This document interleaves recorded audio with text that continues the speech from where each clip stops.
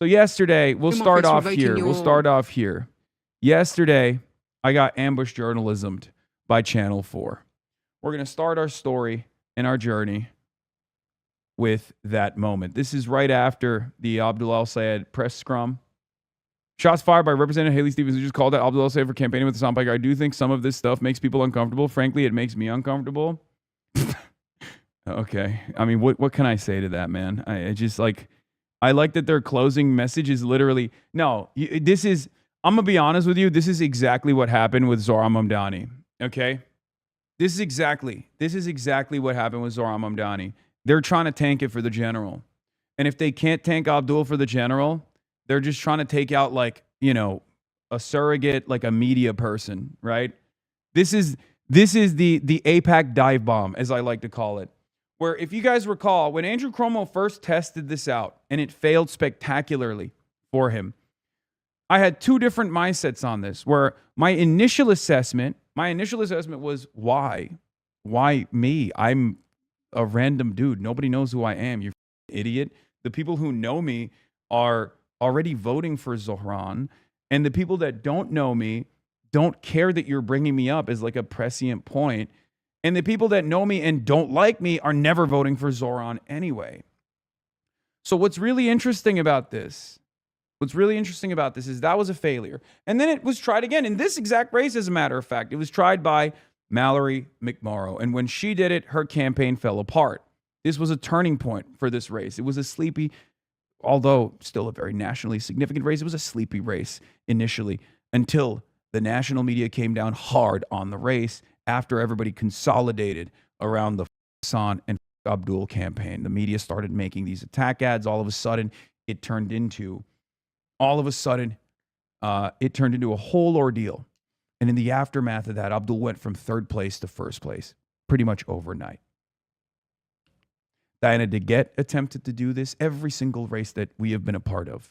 They've tried to do it over and over again. But what was really interesting, I want to go back to the Abdul, not the Abdul story necessarily, but the Zohran story. When they did that initially, I was wondering, like, is this the byproduct of a super online campaign? Or are they just attacking me because they know they're going to lose? So we might as well take out, like, a valuable media guy in the process, like a valuable for the left, right? I genuinely think at this point, I don't know if it's an act of desperation, it's a final act of desperation, or if it's just what AIPAC is paying for. AIPAC's like, look, you couldn't take him out. We're going to go to Mike Rogers and the general, but you might as well do us a favor on the way out and just hit this Hasan guy, this Hasan piece of shit, you know? Room service is here. Okay, hold on. 1 second. But yeah, I don't know what's going on, but I feel like maybe they're just their last goal here. Their last opportunity here is like, we're lost the race anyway. We might as well take out the second best thing. I don't know. Like, it feels crazy. But nowadays, it feels crazy, but maybe that's the case. Like, maybe that's the goal. I don't know. I genuinely don't know. Because, like, why would you do this?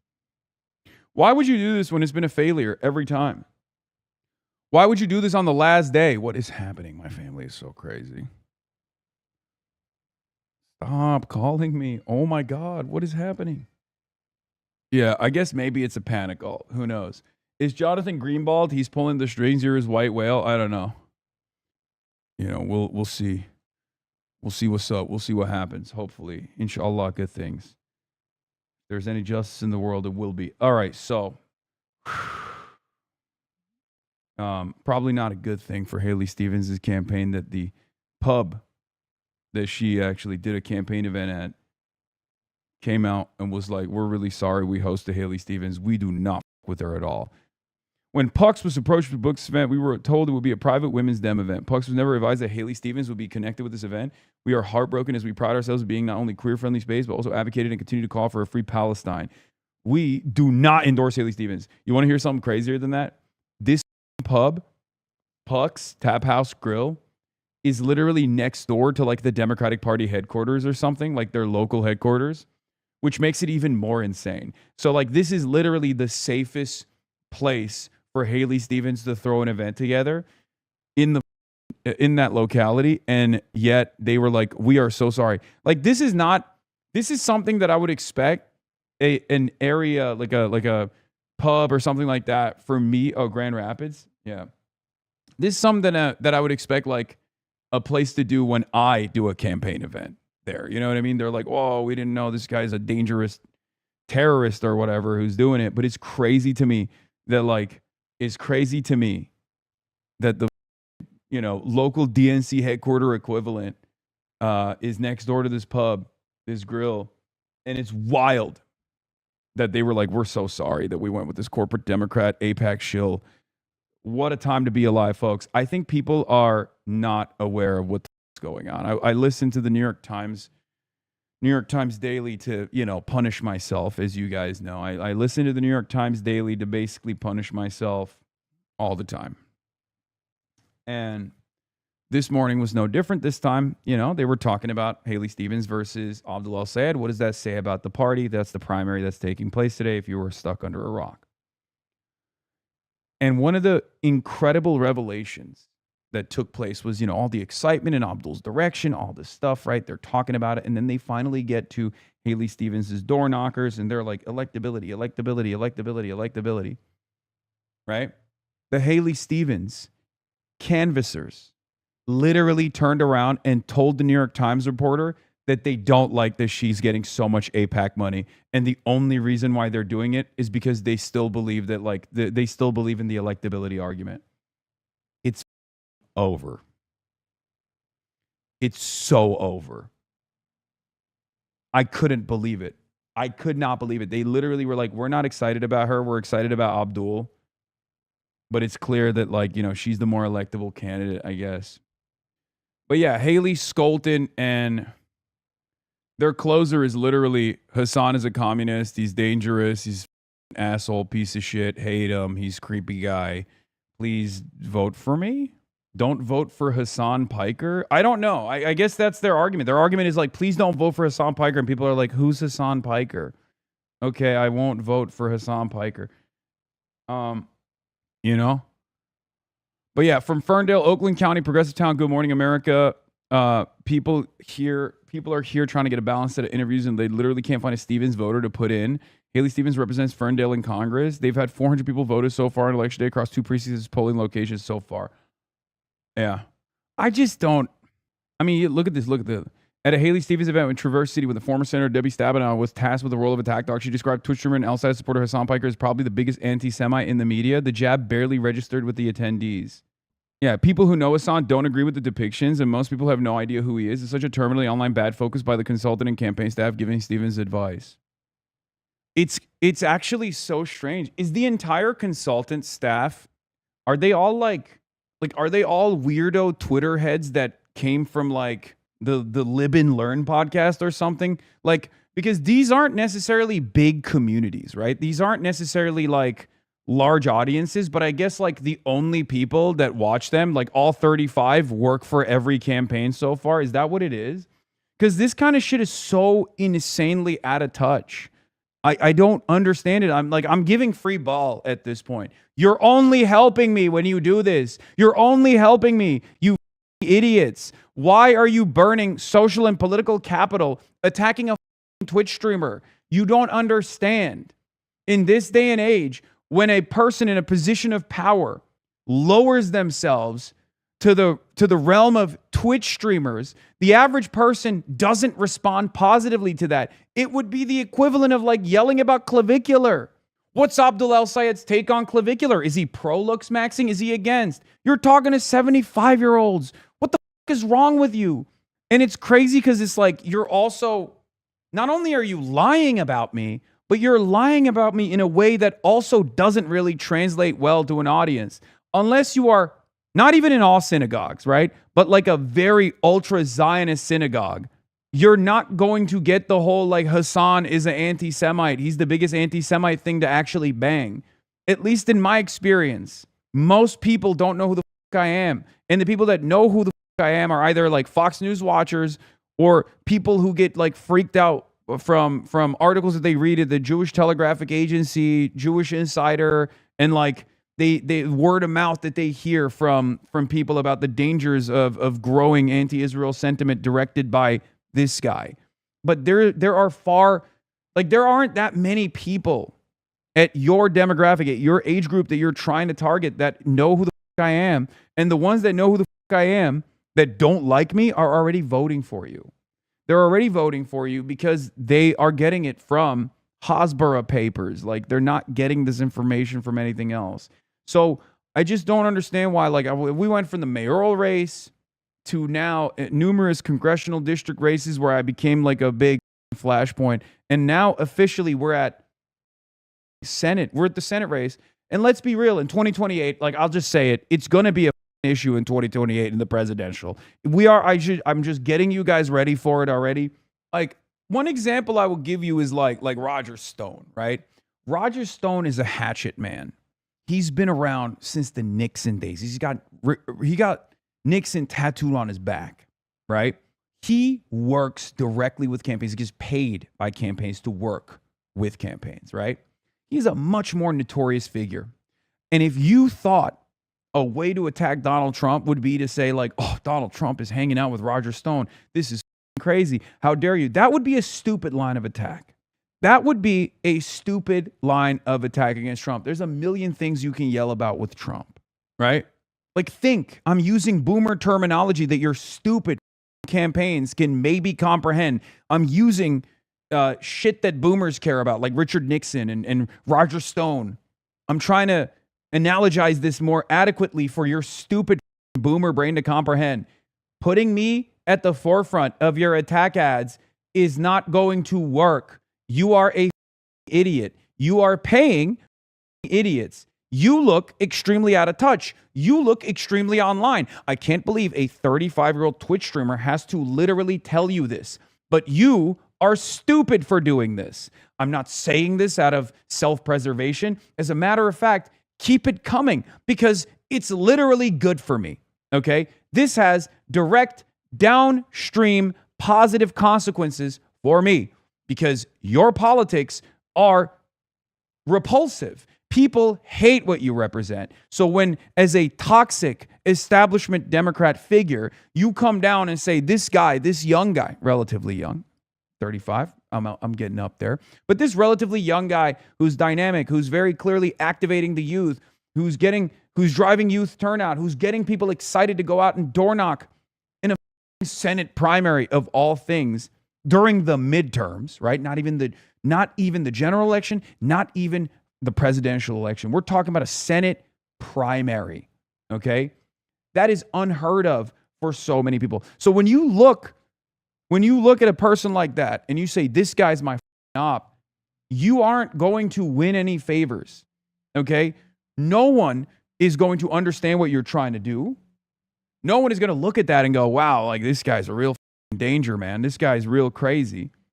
No one knows who I am. I'm irrelevant. And if you just like frame this as like this that I'm this unbelievably negative character, I guess in the long run, my disapprovals will go up.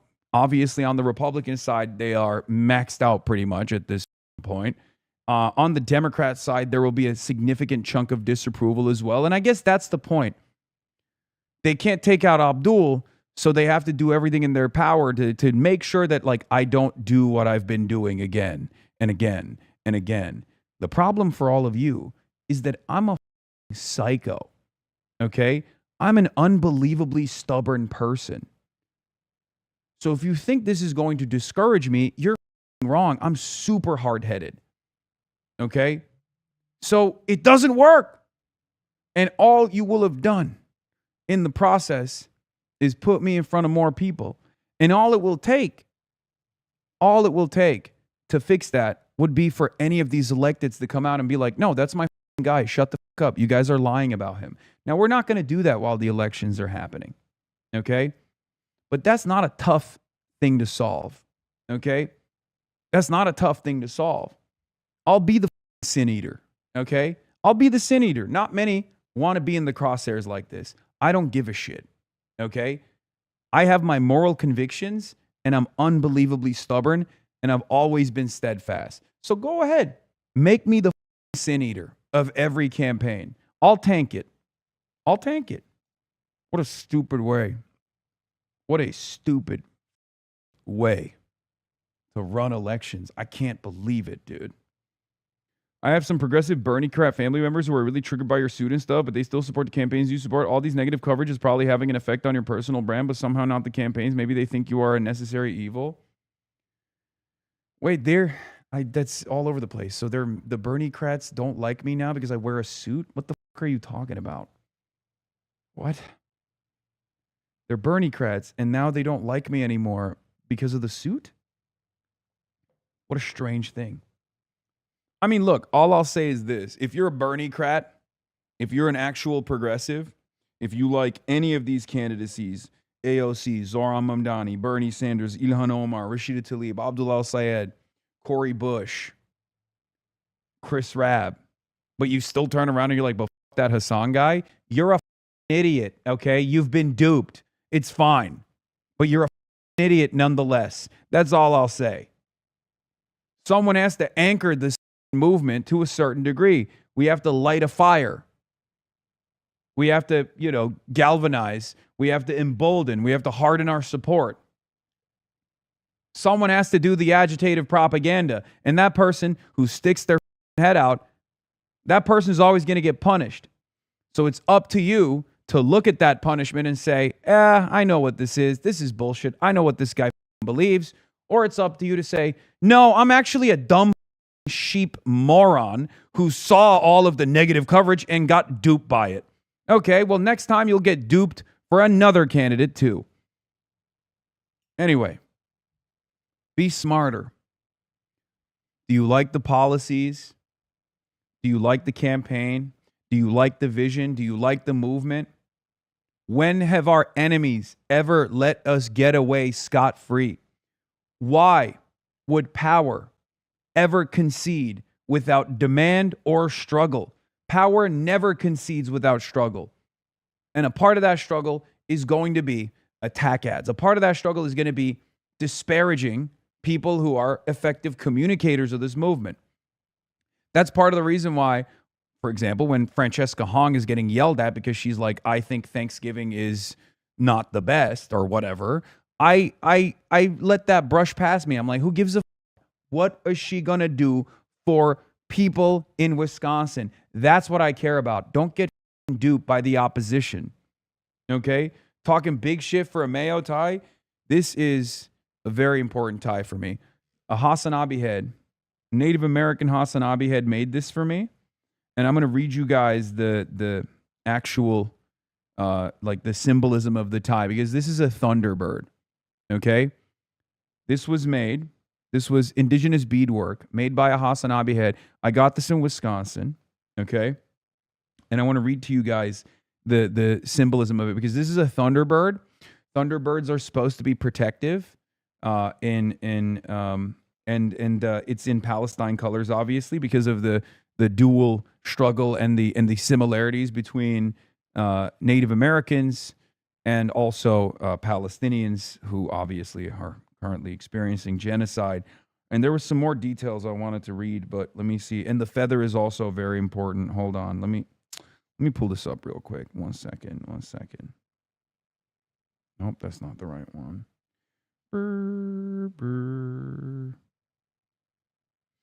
Okay, so just wanted to give a little information about the significance of the design on the tie that I didn't get to fully explain in person in case Hasan wanted to know or if someone asked about it. I forgot to thank him for everything he does and everything I've learned from him. The bird is a thunderbird, which in Ojibwe culture are powerful spirits of the sky realm that are seen as protectors of our people and bringers of thunderstorms. They are depicted as giant birds whose wings make the sound of thunder and eyes make the flashes of lightning. I wanted to combine a part of my culture in solidarity with Palestine, as I can see the similarity in our struggles and our story. So that's why I chose the colors and added the flag in the center. The eagle feather is also a sacred symbol to our people, representing strength and honor. I thought the idea a couple of months back when he first brought up Francesca's race in the slight hope he may come to Wisconsin eventually, It was fortuitous when that girl made that TikTok about his suit fashion and mentioned the indigenous beading idea, and that's when I wanted to make the second fully beaded tie I mentioned but couldn't finish in time. Maybe we'll cross paths once again one day in the future and I can gift him the second tie. Aw. That's beautiful. So yeah, that's why I'm wearing it today. That's why I wanted to hold off. I didn't want to wear it the first day that I first got it. And it happens to work because I have the Colonel Sanders suit. I don't want to generalize. I still don't understand them. Maybe it goes to show why we need a political org like DSA to do political education. I think people do not understand socialism, communism, the revolutionary leaders, etc. But I still understand you're on their side. I think this may be a bigger issue down the line. Okay. Anyway. CNN comments agreeing with you. Oh, CNN posted it. Yeah. Controversial streamer Hasan Piker. Numerous left-wing voices are calling for a disruption of the status quo.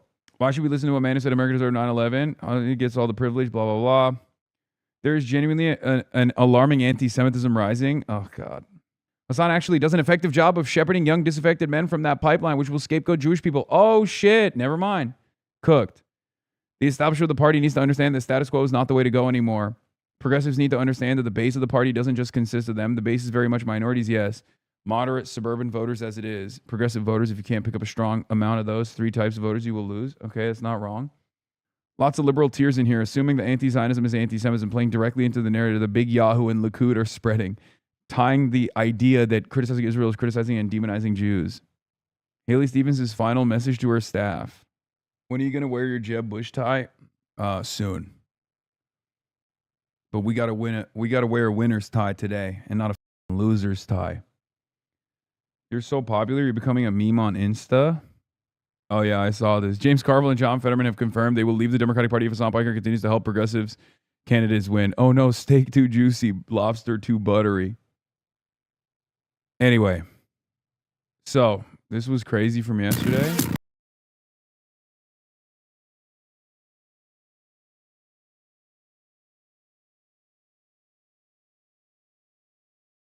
Oh, damn, I didn't realize this was like a big deal to people not in Michigan. I'm voting in person tomorrow. I hope our state doesn't mess this up. Oh, my God, you're in my state. Hot girls voted early. Why won't you wear the Jabussy? Because I don't want to. The Jabussy tie is a loser tie because he lost. And I don't want to wear the loser aura on me. I don't want to have the loser aura on me anywhere. Dude, I am a very. Okay. I'm a very logical person. But I don't know if you guys know this. I'm a very logical person, but I also have like a little bit of. What is it called? Like suspicion? Like not suspicion. What's the term for it? I'm forgetting it right now. I can't even think. Superstition. I'm a superstitious person. I'm a little bit superstitious. I don't know. Like, I don't let it get to like a OCD level, but I like to, wear the same rings and, do the same things that I do in order to like bring about the same like fortuitous results. Maybe I'm not superstitious. Maybe I'm a little stitious. It's not super. But I am stitious. I'm a little stitious. Anyway, a little bit stitious. It's called autism, brother. Not everything is autism just because I'm autistic, which I'm not. I am very, very neurotypical. I am the beacon of neurotypicality. I'm at the tip of I put the tip in neurotypical. Okay? It's crazy. Oh. Crazy people are out here saying you're neuroatypical. It's wrong. Okay. But yeah, I'm a hardcore materialist, a dialectical materialist. I don't know where the superstition feeds into that equation, but it's there. It's a little there. Is this brigaded or CNN Facebook liberals actually Nazis? You know what's crazy? Fox News comments, whenever I get blasted on Fox News, are like Republicans being like, I love this guy. He's a commie, but he hates Israel like I do. I think I might vote for the Democrats. And then the Democratic Party boomer comments are like, we should kill this dude. Like,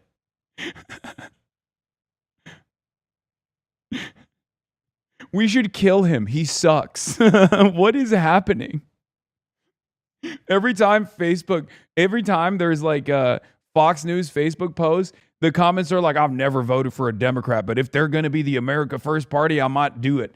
And then they post a CNN hit on Facebook, and all the comments are like, yeah, this guy needs to be murdered. We should probably make it illegal to be him. I'm a lifelong liberal, by the way. It's the Facebook algorithm. Lefties get pushed right-wing shit and right-wings get pushed left-wing shit. I don't know. Yeah. A Turkish journalist just tweeted about you. What did they say?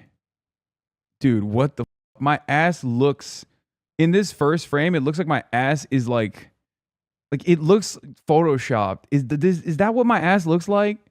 America's most influential Turk of all time, Hasan Piker, is out in the field for socialist candidates. He's going door to door in Wisconsin for socialist gubernatorial candidate Hong. A fan recognizes him and says Hasan Brom and gives him tomatoes.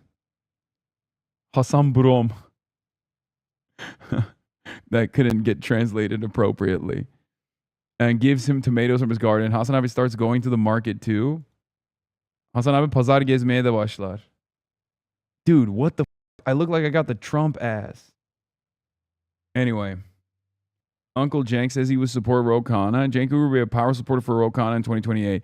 He tells me he's all in on Ro Khanna's White House run, casting him as a Bernie 26 as opposed to a Bernie 2020.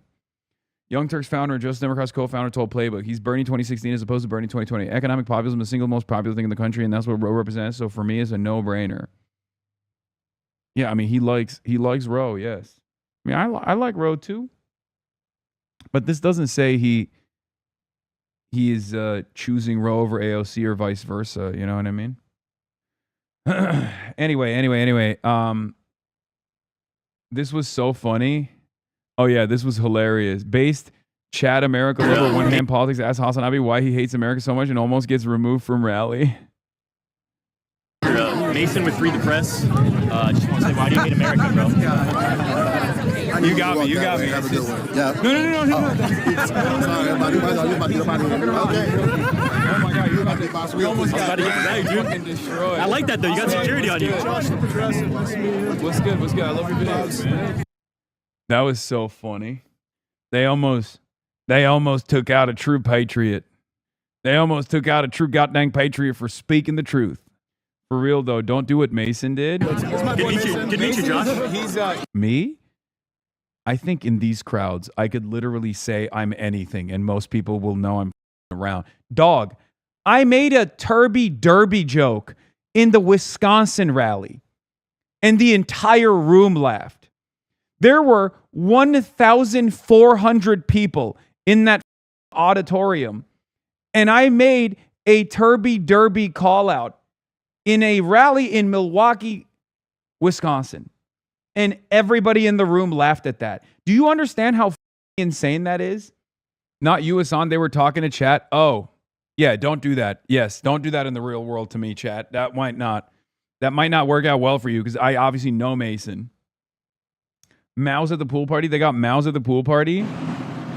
Know what they were doing last night at this pool party that was going on. Some of this stuff makes people uncomfortable. Frankly, it makes me uncomfortable. Wait, what? The pool party makes me uncomfortable. Why were they around a pool? What gives? And why is the pool not in Tel Aviv? Last time I went swimming, it was in Tel Aviv. Beautiful waters in Israel. Israel comes to me in my dreams. I love it. We don't need these demagogues or people citing allegiance to Mao coming into Michigan. Mao. People citing allegiance to Mao. Yeah, dude, by the way, I am noticing that on the last day, these are some of the least relevant messages, okay? The message that you put out on the last day is a message that you're bringing into the general. If you noticed, Abdul's not really attacking Haley Stevens. Abdul has moved on to attacking Mike Rogers. Haley Stevens, on the other hand, instead of like doing a graceful exit, hopefully to consolidate support behind Abdul, has decided to attack me, attack Abdul to the best of her ability. This is not smart. If you care about defeating Republicans instead of becoming a hurdle in the Senate majority for the Democrats, because the Senate majority for the Democrats runs through Michigan.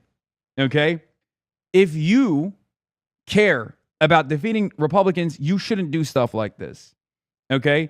Knowing that you've lost and then managing a graceful exit would be the appropriate thing. Or if you're still like, oh, I'm going to win this, I'm still going to win this, I have a shot, you should probably focus on Mike Rogers and why you're the better candidate. What she's doing right now is trying to strap herself with a suicide vest and explode the chances of the Democratic Party. Not that it's going to work, but like that's her attempt, okay? Which is not smart. It's not the smart thing to do. It's not a good thing to do, because clearly you haven't read the room correctly. The environment is shifting. Vincent saw what you said about Christian. Live Vincent reaction to the Hasan the Hun Vincent clip. Classic Hasan the Hun has never beaten the faux allegations. Hey, Christian, you should feel replaced. Guess what? There's a new twink in town. That's number one. Number two, you got to hit the books. You got to learn about polls. You got to learn about elections. You have to. Yeah, he's my top gay now. Austin was never top gay. Austin was top gay for like a day. You know what I mean? And then Christian very quickly took over the role, took over the responsibility of top gay. And now it's Vincent. Austin is third place gay? Not even, dude. Yesterday, somebody called you and Vincent Clark Kent and Jimmy Olsen, and I can't unsee it. Yeah. Vincent is my top gay. Christian number 2. Will is number 3. Will's my number 3 gay. The amount of work that Vincent has put in on these campaigns, I mean, he's doing the Lord's work. But anyway, as I was saying, like, what gives? What gives, Haley? What gives? What gives? I do legitimately think maybe I'm crazy.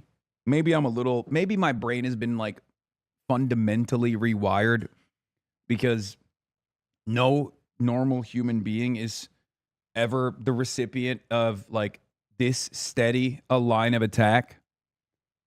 But I am beginning to think that like these guys, when their campaigns are failing, either as an act of last act of desperation, or because they got their notes, okay, or they got their nose from AIPAC, or just trying to like, they basically decide we can't get the top guy, we can't get Abdul, we can't get Zoran, so we might as well just cut this media figure's life short.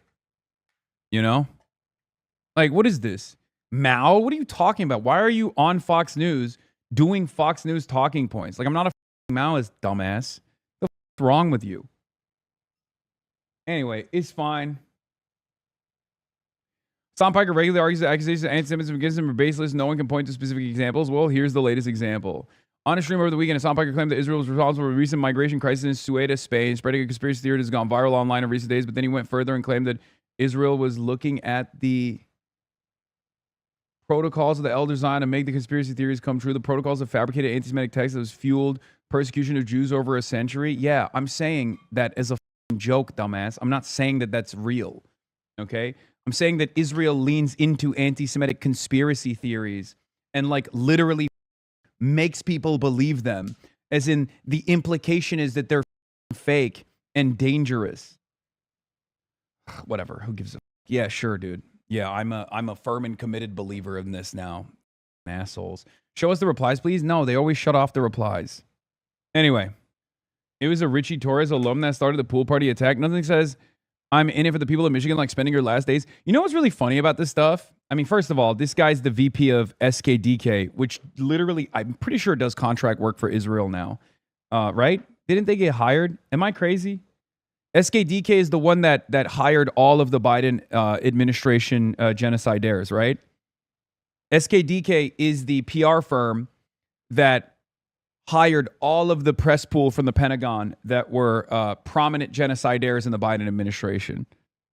Okay, chatters who are literally rushing to make the same joke. VP of suck dick? Okay, dude. Yes, you got it. You're funny. Yes, SKDK, it's suck dick. I'm asking a serious question. Can we be serious?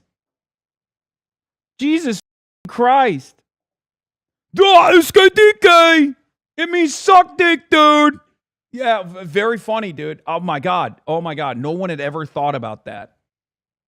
Oh, they were. Yeah, okay, I was right. Breaking, SKDK ends Israeli government contract via Politico.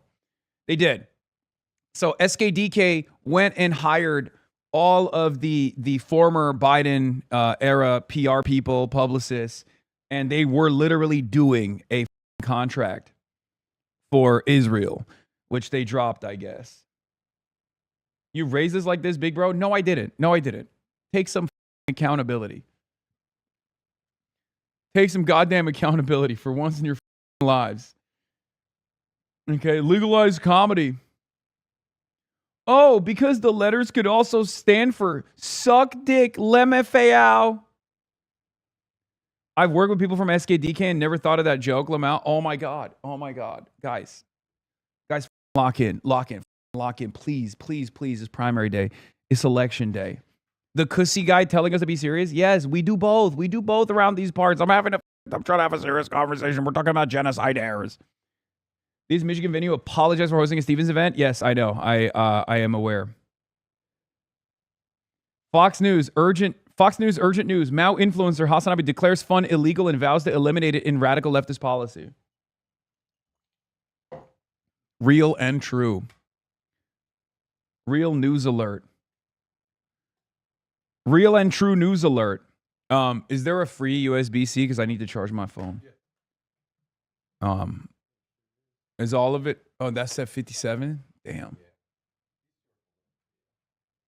Wait, do not pull. No, don't pull any of it. No, okay. It's fine. We will wait for it. What about the audio one? Yeah, is that? Okay, here. Just hand that over here. What's that tied to? Is that tied to a box or no? Oh, is that tied to the light on you is too blue and the back is too warm. Need something in between. That's why it's blue, because the back is too warm. That's why I turned it blue. No. I got it, David. You don't touch it. He immediately came back in after. I'm the one who made that blue on purpose because I look too fuzzy and too orange with the normal warm light. Haas cooking you today? What do you mean? Why? What is he doing? What is Haas doing? He's on Jubilee all the time. He's a Hasan head. I saw you at the. Oh, is he hitting the scuba? I don't see it. Haas, stop around, please. The Japanese place, bro. That place was fire. Yeah. Good to see you, man. Way to be out here. Appreciate it. Of course. That was awkward. Anyway, yeah, Dave Weigel has a couple different takes on this stuff. Karl Rove came out last night with another 9/11, murder capitals, whatever the fuck he was saying. I don't know. It's Karl Rove, who is, actually responsible for the murder of hundreds of thousands, if not millions, ironically enough, going on Fox News and being like, who's really bad? Hasan Piker. Anyway, Dave Weigel reports, this is more of a Taylor Lorenz expertise, but I think the Hasan 9/11 joke has never hurt like Dems wanted to, because everyone under 35 is irony poison and has been laughing at 9/11 jokes for years. But how did he close his campaign? It's very insightful. He spent the day campaigning with Hasan Piker, who said America deserved 9/11. If you're worried about Medicare fraud, you ought to kill Senator Rick Scott, a former healthcare executive. He said the Hamas attack on Israel and October 7th attack was Israel's fault, and the use of rape by Hamas didn't change the dynamic for him. And he then he has mocked Republican congressman. Yeah, former. Okay, here's what's really interesting about this. Okay, one, all of the Israel things that he's saying, or even like the Rick Scott thing and the Dan Crenshaw thing, might actually backfire on Karl Rove. Okay, not that they listen to me, so I'm basically giving them advice that they're never going to take. But Republicans in the base, especially Trumpist Republicans, do not fuck with Rick Scott. When they identify why that quote that is misconstrued was made to begin with, they will really not identify with Rick Scott. And last but not least, they hate Dan Crenshaw. So it's ironic that he's like going directly to the audience with the worst possible message. Now, of course, Karl Rove, also an establishment Republican, and is maybe a little out of step with his own base and their desires, because I don't think many Republicans give a shit. Like, perhaps a far better message on Fox News in this situation would be to say, oh, Hasan Piker actually says like they want to arrest the, Trump administration. He wants to arrest ICE agents. Like that probably would be a better message for the Fox audience. Saying like Dan Crenshaw, who literally got primaried. Like Dan Crenshaw got primaried. It's clear that the Republicans don't like Dan Crenshaw. Why would you ever bring up Dan Crenshaw, dumbass? Dan Crenshaw of Texas, a decorated war hero who lost his eye in a firefight in Afghan. He mocked him by praising the guy who took his eye and tried to kill him. I mean, this is how true. None of it is true, but it doesn't really matter, does it? It's just that's funny. Mocked. Yeah. Here's the thing. Okay? Here's the thing. If our fighters were establishment Democrats, if our fighters were centrist, moderate establishment Democrats, and they had nothing to offer, this kind of shit would tank their campaigns. Why? Because when they have nothing to offer, they have to always capitulate and concede to Republican framing. What's going on? Okay. They always have to concede. They always have to capitulate to Republican framing. And that's what they would do. This would be a Sister Soldier moment for like Bill Clinton or any other moderate Democrat, right?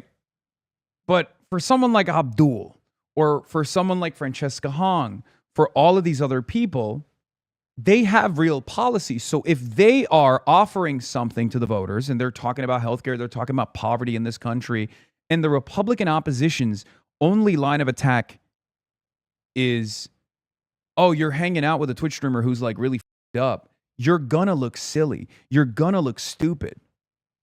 Okay? You're gonna look silly, you're gonna look stupid, and you're not gonna be able to effectively campaign. And that's it. That's the beauty of it all. Now, one might say, is this an acceptable risk? Right? Please do not plug something out that is connected to the soundboard or something. Okay, I trust you, but I'm very, very scared. Okay.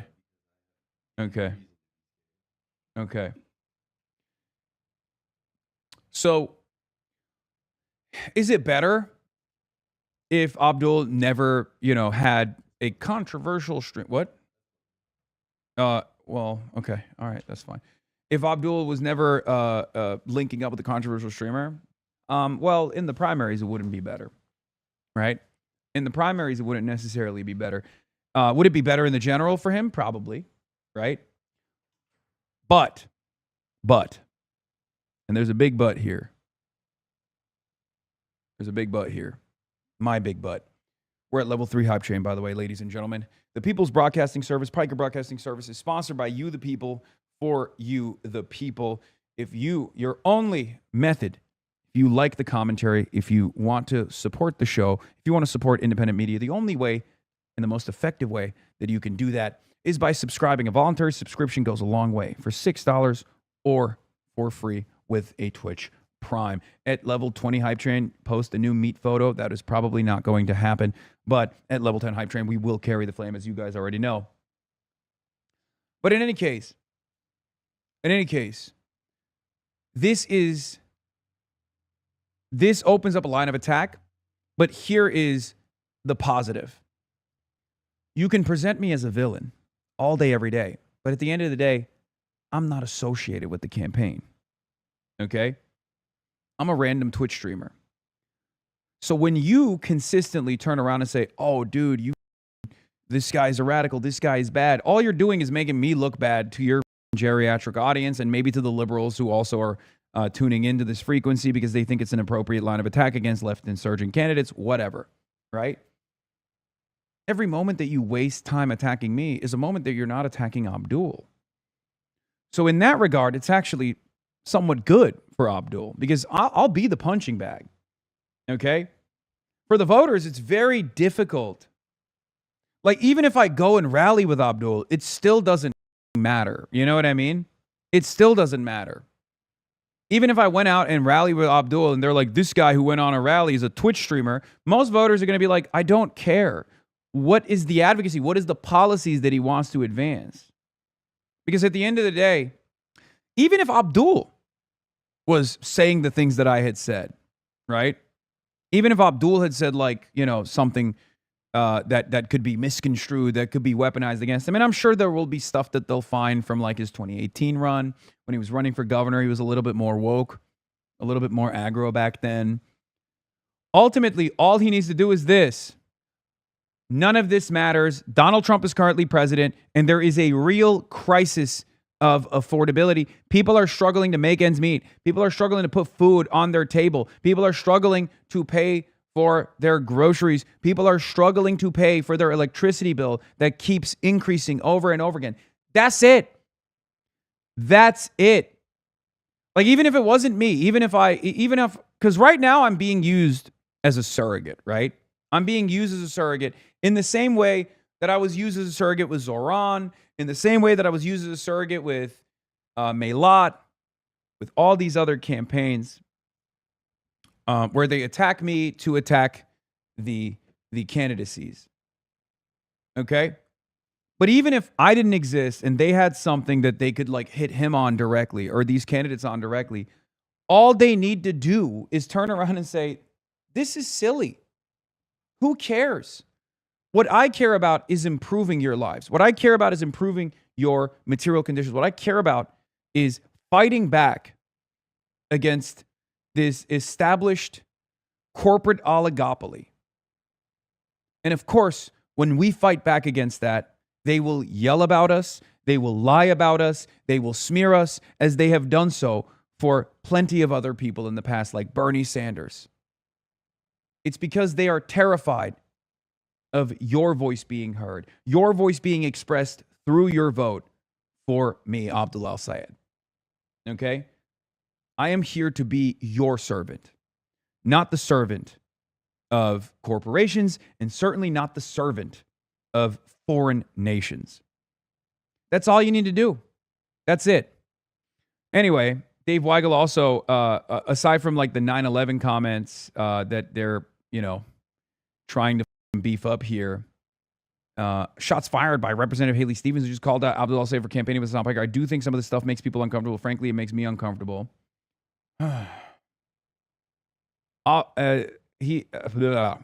Any Democrat associated with AIPAC, a dwindling band, has a vanishing chance of becoming their party's 2028 nominee. Me on how Israel is splitting Dems. This is Edward Luce, associate editor of at the Financial Times. Okay. Dave Weigel says, embrace Hasan thought. It's true. Maoist pool party.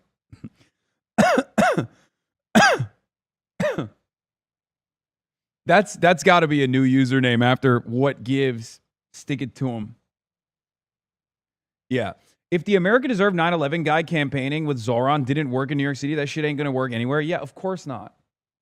But this is my favorite type of thing that these people do. His approval rating is shit, lol. Why do you keep giving these people free, unearned good coverage, Dave? He's not a politician. The politicians he embraces are very popular, though. Every candidate he endorsed in the last set of California elections laws, literally wrong. Just wrong. Only Shoykot lost. Yes, I know Elizabeth Warren attacked James Carville at my behest. It was kind of cool. I wasn't expecting that. But I guess the likes of Abdul El-Sayed has brought all of us together. Oh, level 6 hype train. It ended at level 6. Oh wait. Oh shit, Michael Fusco art. You couldn't save it. I think you sent 100 gifted right as it ended. Unfortunately, my mom's boyfriend was in the towers on that day, and he's a no king's lib who thinks you do good work. Yeah. No, there's so many people like that. Dog. We got a 9/11 first responder elected into Congress. And not only did that not stop people from saying I'm a terrorist, they call him a terrorist. Adam Hamawi is a combat surgeon in the Army. He saved the lives of countless people. He rushed into the burning towers on 9/11, and they call him a terrorist. At some point, we got to realize, like, this 9/11 stuff is just only being weaponized as a way to make Muslims and Muslim candidates look bad. Like, it's a permission structure for Islamophobia. It's ridiculous, dude. It's so ridiculous. It's so racist. The pic that they showed Haley that made Haley uncomfortable. Okay, stop. Anyway.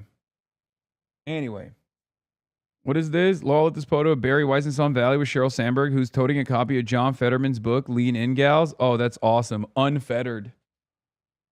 Why the fuck does she have a lab coat on? Did you see the CBS TikTok interview they did with Haley Stevens where she talked about how her APAC money was from Democrats? No, I didn't see that. But that's a really dumb a really dumb argument. She's doing gain of function research. Anyway, now let's get to this clinic. Many people are saying this is one of my best media appearances. So this happened right after Channel 4 saw that I was at the Abdul rally, and immediately they locked in because they're like, this guy is he got banned from the UK. This is a great opportunity to get a quick interview. I kept saying no, and they just kept bothering me. So I was like, all right, fuck it, why not? Can we just ask you about the Home Office revoking your visa? We're from Channel 4 News in England. Yeah, it's a sad state of affairs that the Labour government did such an undemocratic thing. But I guess that's the state of the world now. That's the state of liberal democracy now.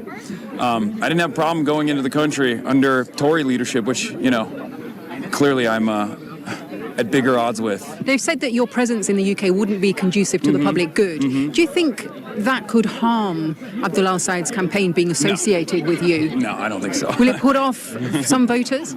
No, I don't think so. That's such a funny question. Why the would... Dude, hello, I'm a voter from Kalamazoo. I am going to go out and vote for my favorite senator. Let's see. Will it be for Abdul al-Sayed or will it be for Haley Stevens? Hold on. Let me look through the list of possible surrogates for each campaign and then figure out if one of them has been banned from the UK. Like, what kind of insane line of questioning is this? To which I responded with, no. Why would that be top of mind? American voters are like, do I vote for the Israel Comes to Me in My Dreams candidate or do I vote for the Medicare for All candidate? Wait, hold on. I was going to vote for the Medicare for All candidate over the Israel Comes to Me in My Dreams candidate. But after I found out that the Medicare for All candidate actually campaigned with a guy who got banned from the United Kingdom, I really got to reconsider my positions.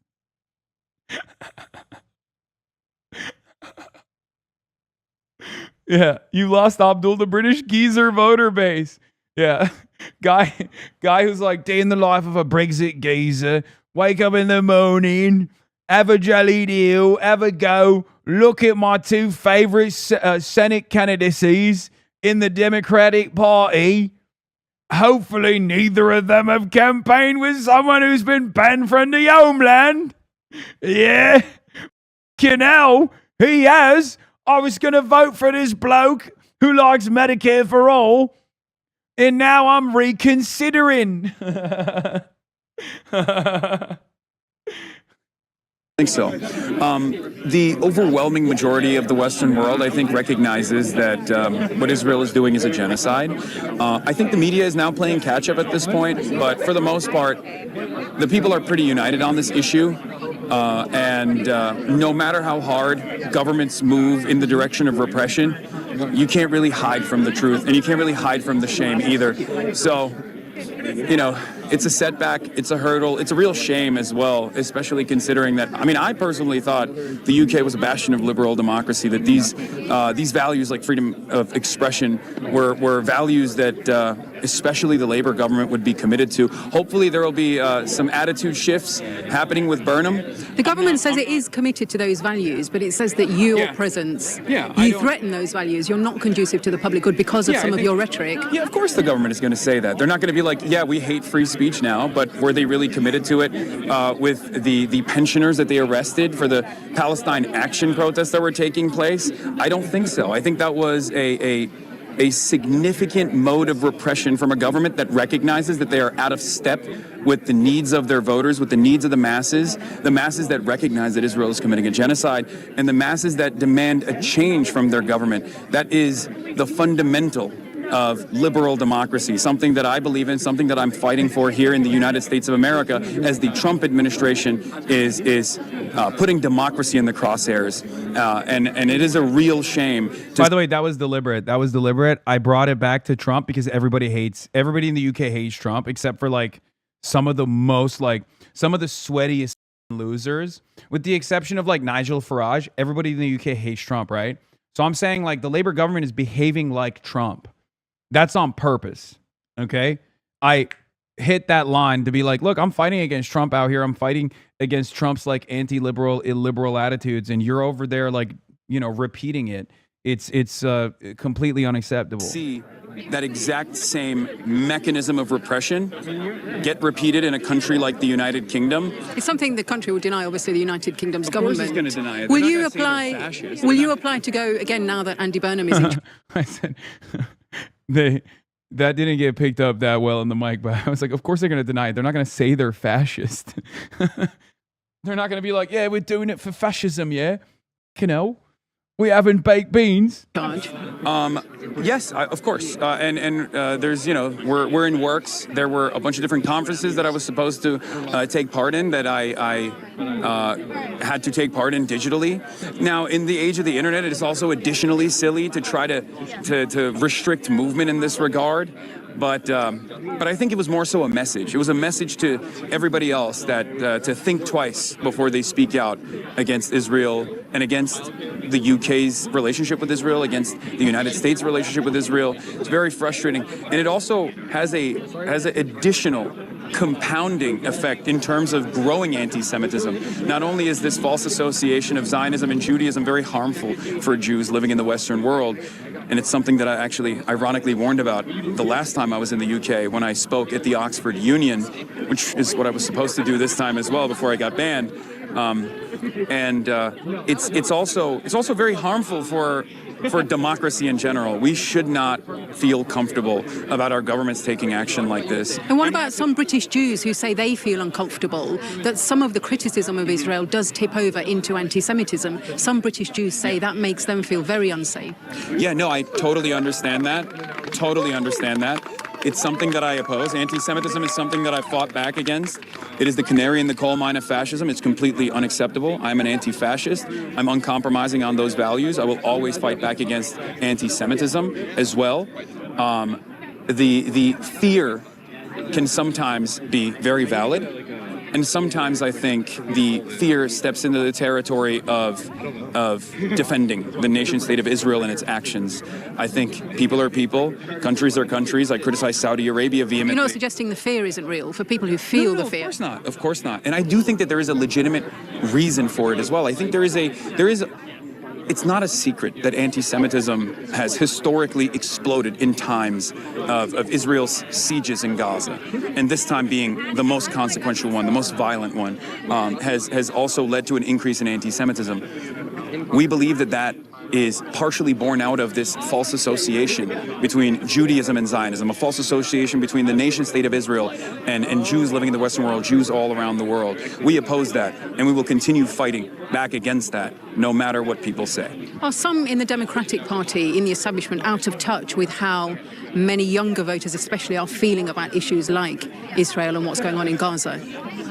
Absolutely. I mean, it's not a secret. I think this race, as well as many other races that I've played somewhat of a role in, I had the honor to work alongside some of these wonderful candidates. This insurgent movement that's growing in this country has proven time and time again that... You give way too much grace to these bad faith genocide propagandists. Dude, here's why. They don't deserve my grace. They don't deserve my charity, but it doesn't matter because I'm not revealing a perspective that is unique to me here. I'm not conceding on anything. These are things that I believe. So who gives a shit? It doesn't matter. Okay? I'm just, once again, as always, repeating my framework for those who are hearing from me for the first time ever. Okay? That's it. And I'm also matching their energy. It's not like the reporter is just like being that silly. If they were to be like, well, don't you feel like you're fomenting anti-Semitism, stuff like that, it's just, it's situational. If it was like a super reactionary reporter and they were like aggressively coming after me, then yeah, I would flip it back on them. it's not just about Israel, but a litany of different issues as well. It's about corporatism. For some, it's about capitalism. But for many, it's about corruption and a lack of interest from our politicians to address some of these. Also, yeah, you guys missed it. I cooked right here. Has proven time and time again that it's not just about Israel, but a litany of different issues as well. It's about corporatism. For some, it's about capitalism. But for many, it's about corruption and a lack of interest from our politicians to address some of these economic pains that people are experiencing. I mean, after all, this is exactly what Donald Trump ran on as well. He said he was going to fix the prices, and yet prices remain quite high. There's a real affordability crisis in this country. He said he was going to run on a peace ticket, that he was going to be the peace president, and yet he has started countless wars and only continues to leave the world in a state of disarray. A lot of people are very frustrated by that. It's not just the Democrats either. There are a lot of independents who are frustrated by this too, and there are a lot of Republicans who are frustrated by this too. And I think it's fine for DC to be bubbled in and to be completely out of step with the needs of the masses, at least for the time being, because this is a real opportunity for campaigns such as this one, such as Abdul's, such as Malak Kiros, Chris Rabb, many people who are here right now, Donovan McKinney, who's running tomorrow as well in the primary, to really shine, to show that there is an alternative perspective out there, one that centers the needs of the working class rather than corporate interests, because for far too long that's been the only game in town. But we're coming. Are there parallels with how the working classes are feeling in Britain, but they're turning to the populist right and not the left? Why do you think that is?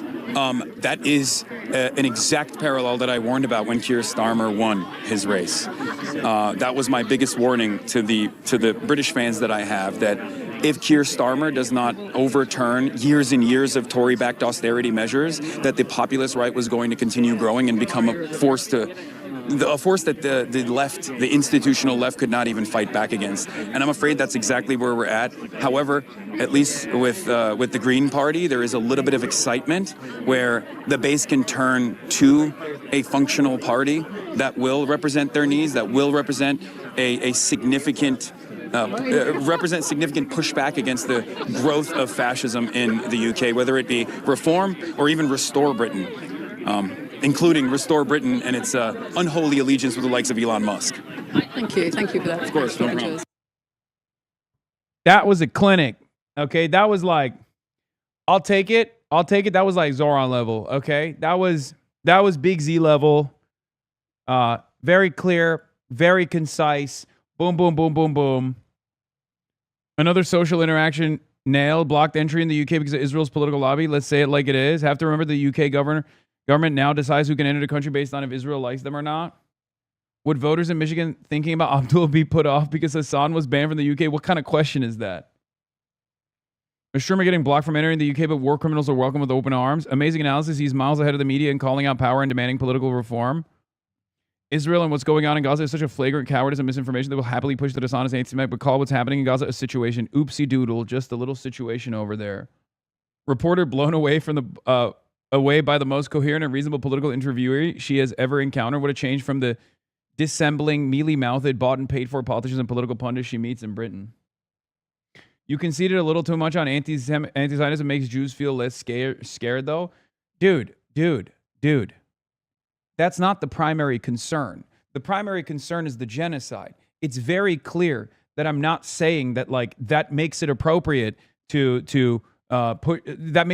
stop arguing against genocide. Are you stupid? My argument there is it's understandable that there's a reasonable amount of fear that British Jews have. Sometimes that fear is reasonable, and in other times it actually sidestepped the conversation into stopping criticism of Israel.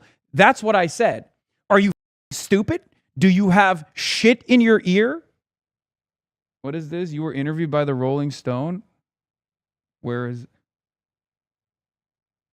Who's afraid? Oh, shit. I'm on the cover of this month's Rolling Stone. I did get interviewed by the Rolling Stone. What a way to find out. Zohran Mamdani, the Rolling Stone interview, creator special, the 25 most influential Who's Afraid of Hasan Piker at home with America's most controversial streamer. Damn. What a way to find out that I'm, this is the, yeah, you can't see here. Zohran Mamdani and then creator special, 25 most influential Who's Afraid of Hasan Piker at home with America's most controversial streamer. You look a little bit different here. Yeah, I look a lot better than I normally do, if you noticed. Wow, they made you look so different. Lol. You look like Gracie Abrams. Good one, chatters. Also, huge points for actually elaborating that this capitulation to Israel's demands actually reinforces anti-Semitic rhetorics and agitation by cynical and bigoted people. Exactly. I need you guys to understand something. A lot of people fundamentally misunderstand my position because I do talk about like Jewish exceptionalism, right? I do talk about it. And a lot of people to my left flank in the anti-Zionist movement will oftentimes be like, why are you even bringing up anti-Semitism at all? Who cares?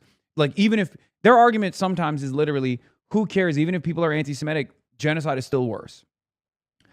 And I understand that argument.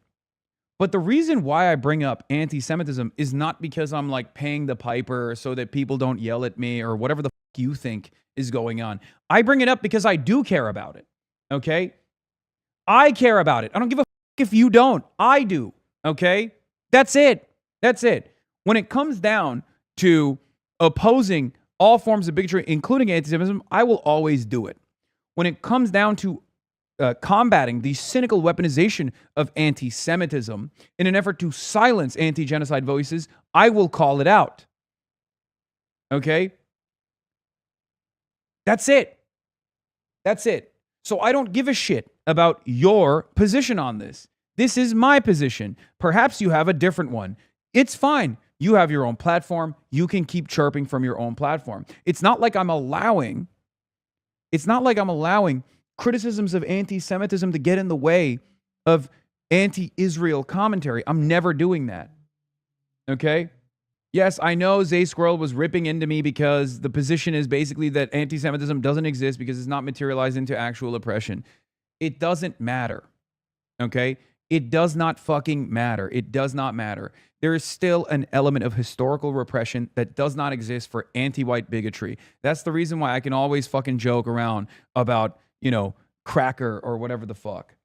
Okay? Like, there's a difference. Because the argument from the anti-Zionists who bring this up is like, Jews are white, or in Norm Finkelstein's words, white plus, and therefore being like anti-Semitic is basically the same as being, anti-white, like demonstrating anti-white rhetoric. There's a level of truth as far as like systematic oppression goes, right? Because yes, Jews are not victim to systemic forms of discrimination by virtue of being Jewish, but that doesn't mean that there hasn't been historic discrimination. And on top of that, contemporary instances of hatred and bigotry, okay? It's true. It does exist. And not only that, but also it is a main organizing principle for fascists on the internet. So I'm sorry, I will make that distinction every single time. That has always been a major organizing principle for the fascists. Nowadays, it's still somewhat of an organizing principle for the fascists, and it's also to be pro-Israel as well. It's ironic because both anti-Semitism and pro-Israel thought are two major through lines, major organizational principles of the international fascist movement. Don't ask me how that's the case, but it's still the case. Okay? And the people that oppose Israel and then say anti-Semitic shit are oftentimes then using that as an opportunity to demonstrate white nativist talking points, to say Jews are doing great replacement. Jews are doing great replacement in the Western world. I'm sorry. I am always going to oppose that narrative. It doesn't matter if you don't want to parse through it, but it's stupid. Okay? I'm not going to play by those rules. You might have a disagreement with me, but the difference here is, do you disagree with my broader points, or do you just disagree with one element of it where I even give credence to the argument of anti-Semitism in an effort to immediately chop it down and then bring in a broader point about how this shouldn't be cynically weaponized against the broader anti-Zionist movement? So I do not care what people who oppose me to my left flank have to say about my commentary. If they are comfortable with a different school of thought or a different way of doing it, then, let them do it. The other reason why I don't do it is because the whole, this is a Jewish state, this is Jewish endeavors, we're doing this for the international Jewry shit, is not only channeled by neo-Nazis, but it's also channeled by the Zionist neo-Nazis. Okay? It's always a handshake between Nick Fuentes and Jonathan Greenblatt. It's a handshake between Nick Fuentes and the entire Israeli movement in this country. They also say this is for the Jews. Why are we giving in to this idiotic framing when that's not the reality? That's it. And then it turns into, oh, Hasan is like pro IDF. He's pro IDF. He's pro war crimes. Why? Because in a clip, I was talking about rehabilitation and redemption, that there was a former Israeli occupying forces member, former IDF soldier who was a Hasan head, who is now a committed anti-Zionist. If you do not believe that even someone who has participated in the IDF could become an anti-Zionist, I'm sorry, you're out of your mind. Yes, they can. For me, my theory of change has always been this, okay? This is a foundational thing I believe in, okay? This is what I've always believed in. And if I didn't believe in this, I wouldn't be as successful as I am in terms of converting so many former reactionaries into loyal servants of the people, okay? Loyal soldiers of the cause. So you might operate on the perspective of vengeance. Unfortunately, there are plenty that feel that way, okay? Plenty of people feel that way. It sucks. I always urge you to reconsider. Those guys yelled at me for defending an IDF veteran when he was standing with us at the UCLA encampment, encouraging UAW to go on strike for divestment. Yeah, there's always people like this that just go, oh, it doesn't matter. Oh, you were in the IDF in the past, so you, you're done. What do you want them to do? Like kill themselves? Do you think that would be more worthy?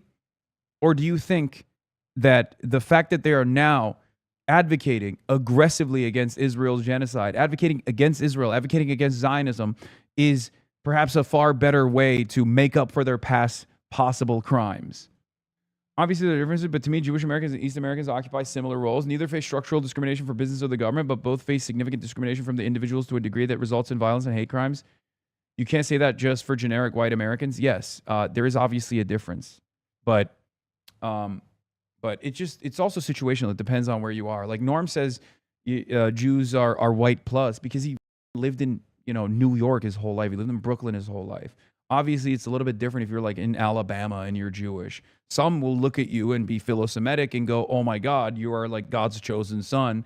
What can I do for you? But there are plenty of others who will be a neo-Nazi and be like, you're Jewish? Where's your tail? Where's your horns? It's a little bit different in different parts of the country. Having said that, we're talking about systematic forms of discrimination. And yes, Jews broadly do not face systemic discrimination in contemporary American society. They had in the past, but currently it's not the case. The other reason why I don't do it is because the whole this is a Jewish state, this is Jewish endeavors, we're doing this for the international Jewry shit is not only channeled by neo-Nazis, but it's also channeled by the Zionist neo-Nazis. Okay? It's always a handshake between Nick Fuentes and Jonathan Greenblatt. It's a handshake between Nick Fuentes and the entire Israeli movement in this country. They also say this is for the Jews. Why are we giving in to this idiotic framing when that's not the reality? That's it. And then it turns into, oh, Hasan is like pro IDF. He's pro IDF. He's pro war crimes. Why? Because in a clip, I was talking about rehabilitation and redemption, that there was a former Israeli occupying forces member, former IDF soldier who was a Hasan head, who is now a committed anti-Zionist. If you do not believe that even someone who has participated in the IDF could become an anti-Zionist, I'm sorry, you're out of your mind. Yes, they can. For me, my theory of change has always been this, okay? This is a foundational thing I believe in, okay? This is what I've always believed in. And if I didn't believe in this, I wouldn't be as successful as I am in terms of converting so many former reactionaries into loyal servants of the people, okay? Loyal soldiers of the cause. So you might operate on the perspective of vengeance. Unfortunately, there are plenty that feel that way, okay? Plenty of people feel that way. It sucks. I always urge you to reconsider. Those guys yelled at me for defending an IDF veteran when he was standing with us at the UCLA encampment, encouraging UAW to go on strike for divestment. Yeah, there's always people like this that just go, oh, it doesn't matter. Oh, you were in the IDF in the past, so you, you're done. What do you want them to do? Like kill themselves? Do you think that would be more worthy? Or do you think that the fact that they are now advocating aggressively against Israel's genocide, advocating against Israel, advocating against Zionism is perhaps a far better way to make up for their past possible crimes? Obviously, there are differences, but to me, Jewish Americans and East Americans occupy similar roles. Neither face structural discrimination from business or the government, but both face significant discrimination from the individuals to a degree that results in violence and hate crimes. You can't say that just for generic white Americans. Yes, there is obviously a difference, but it's also situational. It depends on where you are. Like Norm says, Jews are white plus because he lived in New York his whole life. He lived in Brooklyn his whole life. Obviously, it's a little bit different if you're like in Alabama and you're Jewish. Some will look at you and be philo-Semitic and go, oh my God, you are like God's chosen son. What can I do for you? But there are plenty of others who will be a neo-Nazi and be like, you're Jewish? Where's your tail? Where's your horns? It's a little bit different in different parts of the country. Having said that, we're talking about systematic forms of discrimination. And yes, Jews broadly do not face systemic discrimination in contemporary American society. They had in the past. But currently, it's not the case. It's not like no one is going to make the argument that the discrimination that Jews experience is identical to black people in this country or brown people in this country. And the people who will say that are psychotic. One issue that seemed to be the most salient, the most elicit the most passion from people certainly was her stance on Israel and her support for taxpayer dollars continuing to be used to support the Israeli military. I want to play you portions of my conversation with voters here today, and I'll start with that point specifically. This is what a voter had to say when she learned that Haley Stevens, rather relative to Abdul Sayed, supports U.S. support for Israel. Take a listen. I just wouldn't want a single of our family's tax-paying dollars to go towards something like that. It's like giving money to violence. So would you support a Senate candidate, in this case Haley Stevens, who's more of a moderate like you tend to like, but would that be enough? That would definitely turn me off as 100%. I couldn't. I would vote for a communist first. Beast mode, beast mode, beast mode, beast mode, beast mode, beast mode. We're coming. It's over. It's over. What about justice? What do you mean, what about justice? That is justice. If someone is a former conscripted IDF soldier that was simply born in Israel and did serve in the IDF and then literally became an anti-Zionist, a committed anti-Zionist, that's literally justice. That's literally justice. That is justice. What the is the point of the justice system? God damn it, I hate having this conversation with Americans because you guys are monsters half the time, okay? You are monsters, bro. Like, when it comes to criminal justice, when it comes to punishment, this is the part of the reason why I'm like, I'm not a prison abolitionist, but I'm 100% closer to the prison abolitionist perspective than the average American's framework on this issue because oh my God, you guys literally fantasize about the violent crimes that someone might have committed, and you fantasize further about how you need to create an equal vengeance structure. Americans sometimes literally feel like they want to be the rapist murderers, but at least they can sidestep that fantasy by abdicating the responsibility of the rape and murder in the hands of the government, okay? That's what it feels like to me, where you guys fancy yourselves to be woke and open-minded, but meanwhile, you just literally want the government to kill something. Someone needs to die, and I hope it's the carceral state. I hope it's the carceral structure that will murder people. Someone needs to be murdered. Jesus Christ, dude. It is so unbelievably reactionary. Holy it is sadistic. You're a bunch of goddamn sadists, dude. Me. Americans don't understand the principle of justice. Justice is not about vengeance. Justice is not about punitive measures and vengeance. Justice is about making sure that the person that has done the wrong will never commit it again. And then you guys turn around and make idiotic assessments like, oh, what about Benjamin Netanyahu? What if Benjamin Netanyahu became an anti-Zionist? Shut the up. Shut the up, dude. Stop using ridiculous hypotheticals, dude. Yeah, what about it? What about it? Is it possible? No. So shut the up. You just want a stupid clip so you can post it. and then continue with this idiotic narrative like, oh, look at how stupid Hasan is. Man, I'm not entertaining your dumbass hypothetical. How about you suck my nuts, okay? Jesus Christ. God, I hate so many of you debate pedophiles in the chat. You should be going to prison for debate pedophilia. How about that? You like that? You like that draconian measure?